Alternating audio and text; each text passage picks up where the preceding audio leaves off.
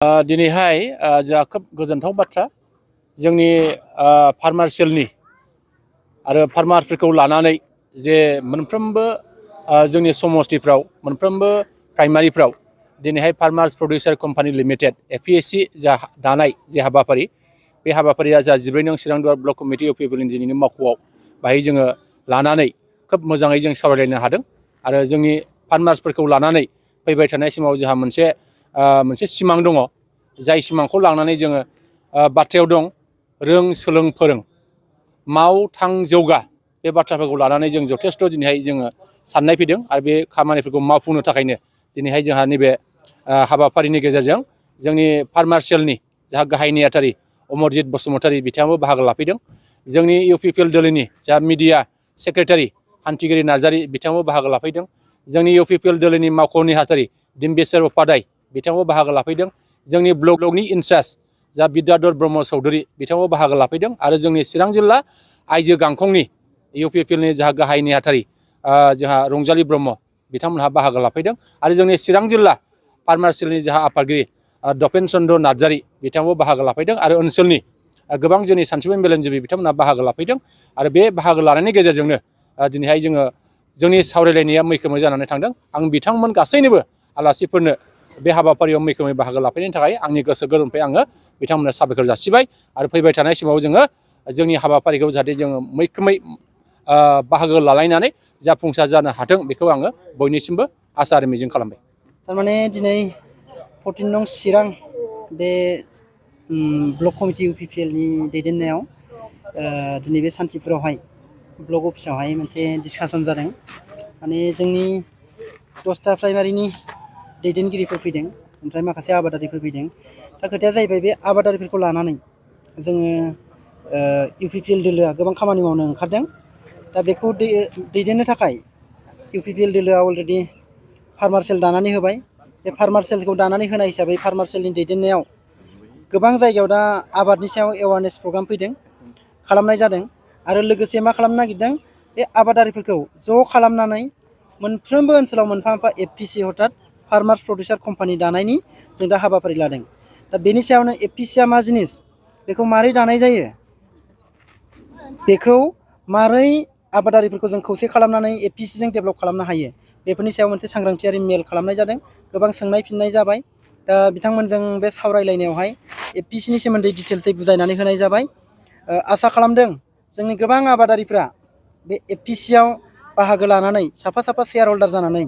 गाव गावनि आबाद मावनायनि बिबांखौ बांहोगोन आरो बांहोनानै जोंनि बे आबादफोरखौ एफपिसिनि जोहै एफपिसिया जिहेतु मोनसे कम्पानि एफपिसिनि जोहै देश बिदेशआवहाय जों एक्सपर्ट खालामहरनो हायो दिनै नोंथांमोना नाय गोबां जों दाउदैनिफ्राय हमनानै नानिफ्राय हमनानै गुबुन रायजोनि सायाव जों निर्भर जानानै दङ दाउदैयाबो जोंनो लाख लाख दाउदै दिनै जोंनो नांगौ दिनै जोंनाव प्रडाक्सन जाया जों खिन्थु दाउदैखौ जायो बे दाउदैया बबेनिफ्राय फैयो गुबुन रायजोनिफ्राय फैयो दिनै जोंनाव ना जायो नाया जोंनाव प्रडाक्सना खम खिन्थु अथ'स' जों दैलि ना जागासिनो दं बे नाया बबेनिफ्राय फैयो अन्ध्र प्रदेशनिफ्राय फैयो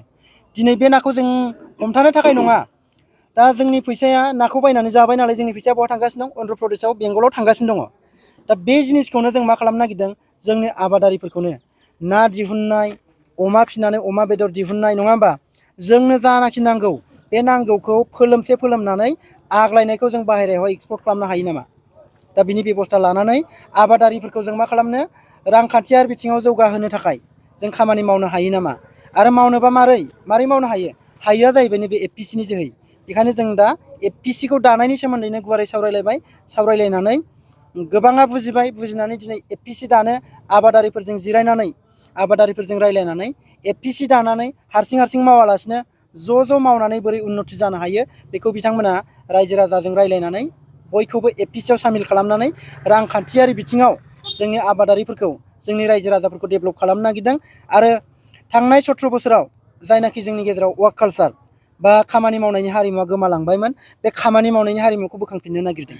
आरो खामानि मावनायनि हारिमुवा जेब्लानो जोंना थांखांफिनगोन अब्लानो जों रांखान्थियाव मजबुत जागोन आरो अब्लानो जों गाव गावनि आथिङाव गसंनानै थानो हागोन उन्नति जागोन गासैबो बिथिङावनो दिनैनि सावरायनाया बेनो माखासे अपोजिसन पार्टिफोरना बुंबाय थायो इउपिपिएल सरकारा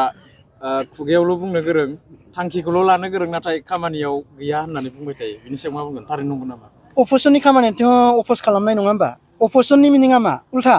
जों जेखौ मावो बिनि उल्था बुंखागोन। आरो नों दिनै जोंनि समाजा ओरैबायदि समाज, आं गाज्रि बुंनो थाङाखै, नेगेटिभाव नोंथांमोना दाला माब्लाबा नेगेटिभ खोथा ओंखारो मिडियायाव नङा होमबा? मिडिया बायदिनायफ्रा। दा खोथाया जाहैबाय जोंनि समाजा ओरैबायदि मोनसे समाज, नों हारसिं मावनानै देखायबा बेजों जाया, बुंनांगोनबो नोङो। दा जों गावल' मावनानै जोंनि रायजो राजाखौ जुदि जोंनि आबादारिखौ जुदि जों बुजायाबा आबादारिया बोरै बुजिगोन? दिनै जोंनि गेजेराव कमिउनिकेसन गेप जादों।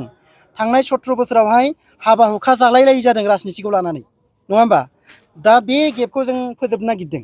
दा जों आबादारिनि खाथियाव थांनांगोन, आबादारिया जोंनि खाथियाव फैया, नङा होमबा? दिनै आबादारिनि खाथियाव थांनानै जों आबादारिखौ प्रथमाव बुजायग्रोनांगोन। बुजायनानै बे जिनिसा मा, एपिसिया मा, रांखान्थियाव मा रोखोम मुलाम्फा जागोन आबादारिया बेजों। दा जों बेखौ बुजायनानैसो जों खालामनो हागोन ना। आरो बुजायनोबा जों मा खालामग्रोनांगोन? जोंनि मानसिखौ जों बुजायग्रोनांगोन, नङा होमबा? जोंनि मानसिखौ जों बुजायनोबा जों ज' जुथुमनानै सावरायलायनांगोन। दिनै बिनिनो मोनसे अंख बाहागो हिसाबै दिनै जोंनि बे ब्लक कमिटियाव सावरायलायनाया जादों।